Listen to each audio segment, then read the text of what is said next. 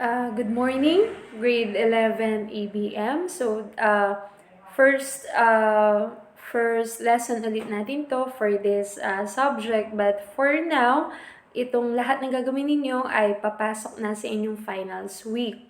So we have lesson number 1, the nature and levels of planning and types of plan. So, meron palang levels of planning itong ating i-discuss. Okay, so first, definition and nature of planning. So, planning is the process of thinking before doing. So, iisipin muna natin. That's why we are planning. So, bago natin gawin yung ating pinaplano. So, we have already been introduced to 5 essential functions of a manager, which is the planning, organizing, staffing, leading, and controlling. This is also considered as a conceptual framework of management. Planning is the most basic of all managerial functions. It is the process by which managers establish goals, define methods, and think of strategies by which these goals are to be attained. So, unang-unang ginagawa, kahit saan kayo mapunta or ano man ang maging trabaho ninyo, unang-una is to have a plan.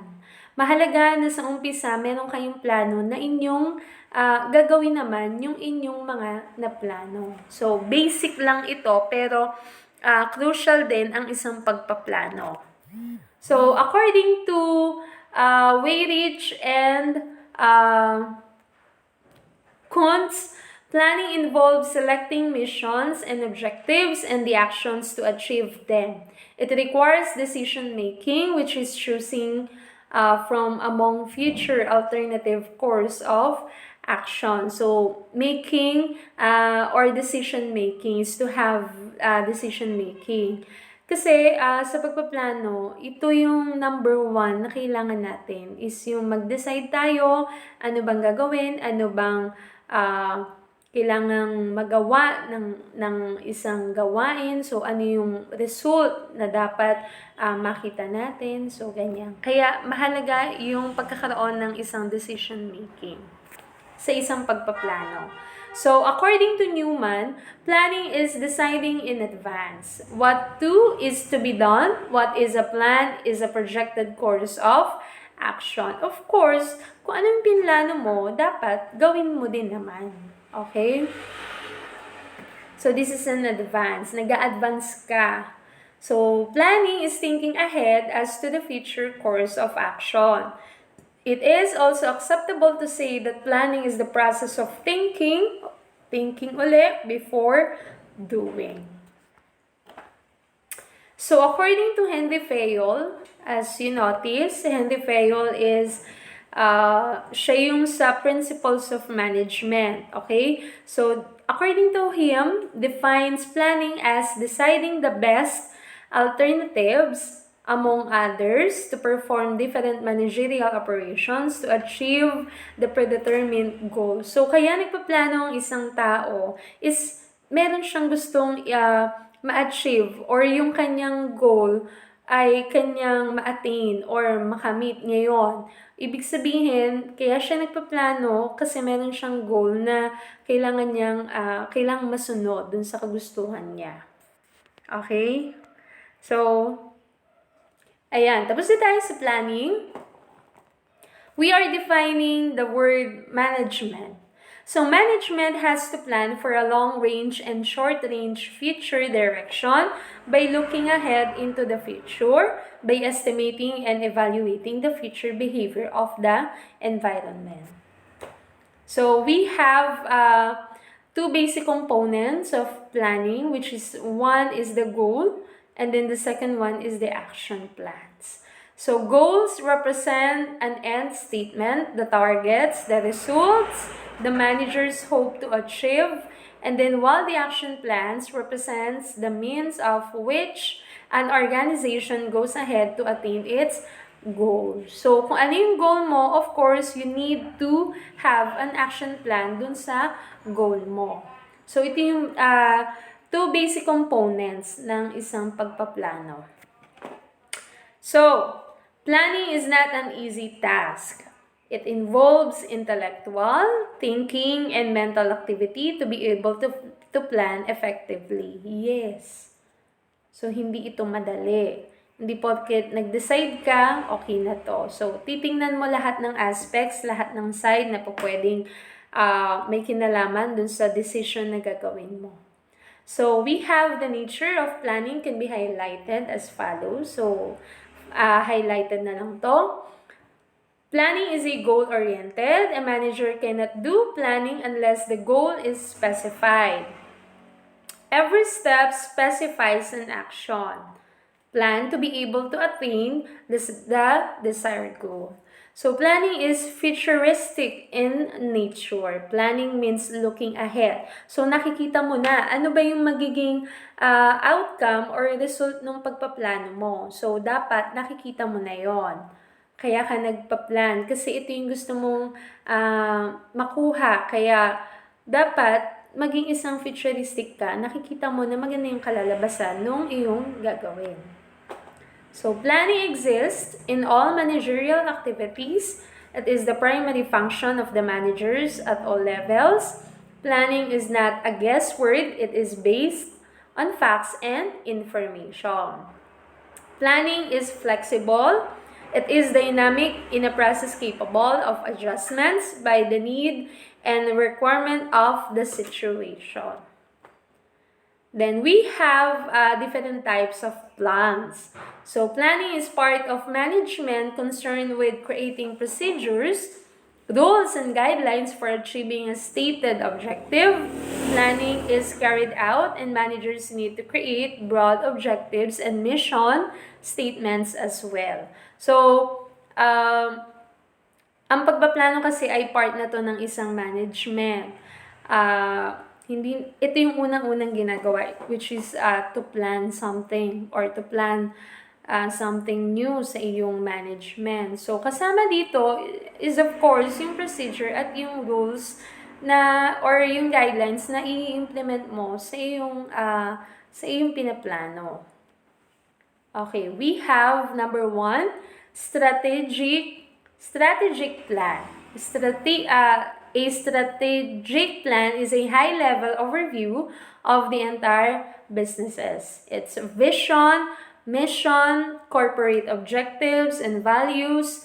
So this plan is foundational basis of the organization and will form part of the long-term decision. The scope of the plan can be 2, 3, 5, or even 10 years. So, nagpaplano ka, ito naman is for long term.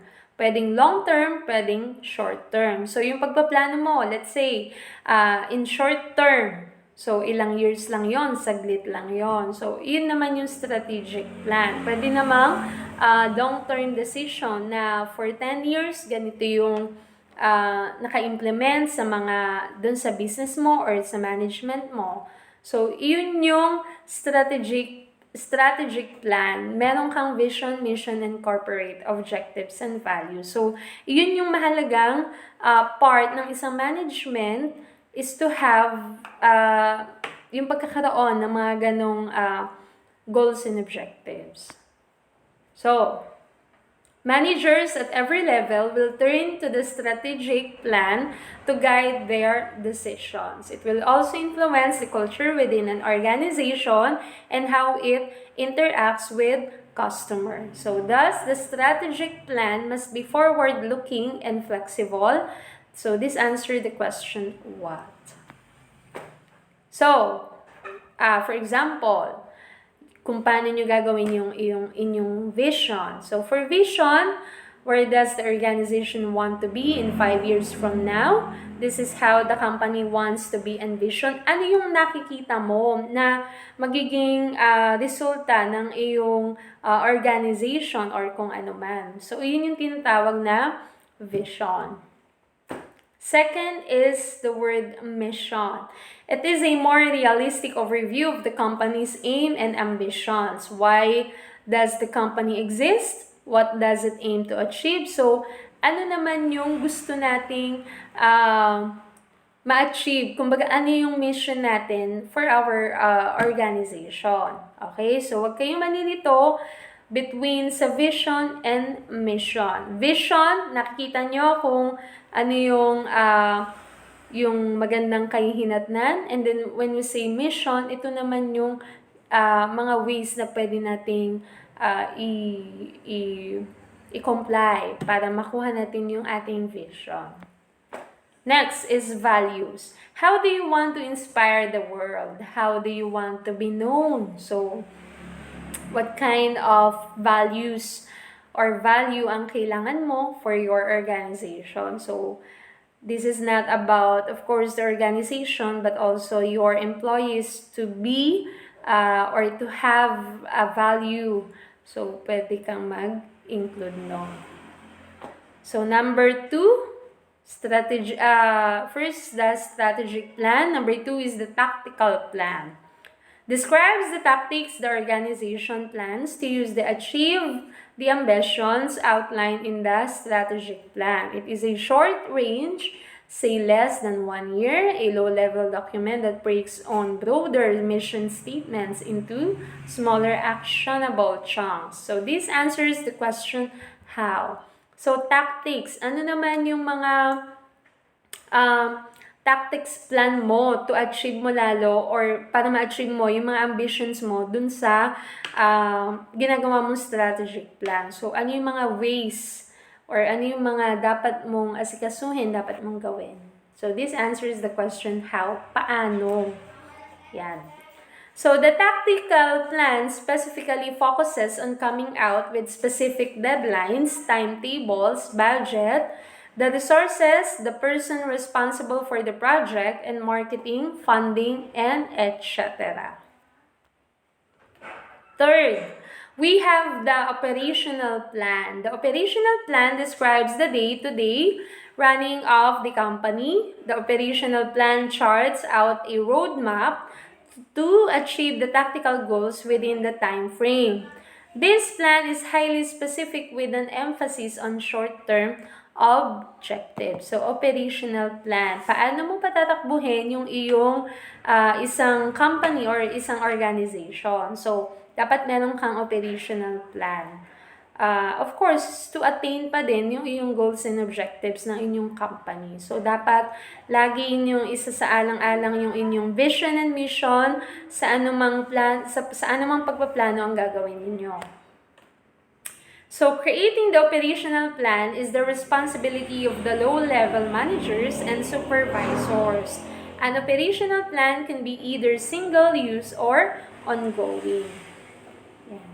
So, for example, of single-use plans, created or events, activities with a single occurrence, such as sales rally, marketing campaign, and recruitment drive, and etc. Single-use plans tend to be highly specific. So, pwede kayo mag-marketing plan through advertisement sa TV, sa radio, or sa YouTube, or kahit na anuman. Iyon ay mga single-use plans na po pwede natin gawin for our company or for the particular organization. Or pwede kayong mag-conduct ng isang event na may pa-activity at dadaluhan ng kung sino-sino. Sa ganon, mas nakikilala, mas nagkakaroon ng audience or impact yung ating organization sa ibang tao. So, it helps talagang nakakatulong siya. When we say ongoing plans, these plans can be used in multiple settings on an ongoing basis. So it could be a policy, set of rules or procedures. Ongoing plans can be changed and repeated as required. So ongoing plans. So ito yung multiple settings na paulit-ulit at palaging ginagawa. So walang nababago kundi pinagpapatuloy or tinutuloy lamang yung mga yung mga nasimula na. Okay? So, planning at different levels in the firm. Ito naman ay sa isang firm. An organization can have many different managers across different levels, positions, levels of authority, and hierarchy. In any organization, managers are on top of their subordinates. They carry our plans through the support of their staffs. Here we will discuss planning at different levels in the firm. So, firm naman to.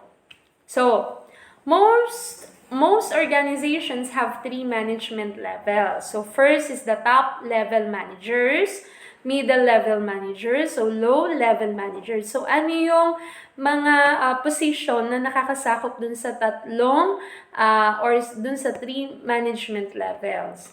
First, when we say top level managers, so ito yung mga chairperson, board of director, president, CEO or chief executive officer, CFO, chief financial officer, COO, chief operational officer, and then the vice president and the corporate head. So mga top, ibig sabihin, nasa higher position, nasa mga matataas silang katungkulan dun sa isang company na yon or sa isang organization. Ang tawag sa kanila is top-level managers. So, these managers are responsible for controlling and overseeing the entire organization. They are the ones who the firm. They play a significant role in the mobilization of outside resources. So, sila ang namamahala sa mga ganung bagay. So, yung control, kasi sila yung mga mas nakakataas. Okay? So, second is the middle level managers. Nasa gitna lamang. So, sino-sino ba itong mga job titles na to? First is the general manager, regional manager, division manager, and then the plant manager. So, puro silang manager. So, ano naman ang kanilang job description? So, middle managers are responsible for carrying out the goals set by the top. So, sila yung nag-i-implement, yung mga middle managers na binibigay ng mga top managers na kanina natin binanggit. So, they do so by setting goals for their departments and other business units. Middle managers motivate and assist first-line managers to achieve business objectives. Then, middle managers may communicate upward by offering suggestions and feedback to top executives because middle managers are more involved in the day-to-day working of a company. So, all the time, sila ang nag-aasikaso. They may provide valuable information to top managers to help improve the organization's bottom line. And then lastly is the lower level managers. Lower level managers are also called first line managers or supervisors. So these managers have job titles such as office manager, department manager, store manager, supervisor. Although matataas na yung kanilang job titles, still nasa lower level pa din sila. Okay? Lower level managers pa din ang tawag sa kanila. So, kung si middle, of course, nakikipag-usap siya both top managers and then sa lower level managers. So, ano naman ang kanilang job description? So, these managers focus on controlling and directing. They are responsible for the daily management of line workers, yung mga trabahador nila, or yung mga employees. So, sila ang nakikipag-usap doon. Although lower-level managers do not set goals for the organization, they have an unyielding influence on the company. So these are the managers that most employees interact with on a daily basis. If the manager's performance is poor, employees may also perform poorly. So sila din ang nakakakita niyan. Sila din ang pwedeng magsabi sa mga middle managers natin kung ano na yung situation na nangyayari. Okay? Ayan. So, very long discussion iyon at medyo mahaba-habang lecture for this week, but I hope may natutunan kayo. Malay nyo someday maging isa kayong top managers. So, i-hope natin yan. Malay nyo, iyon ang inyong gusto pala, kaya kayo na sa subject nito. So, I hope may naintindihan kayo, and also expect more lessons to come bago mag-finals week. Okay? So, goodbye and God bless.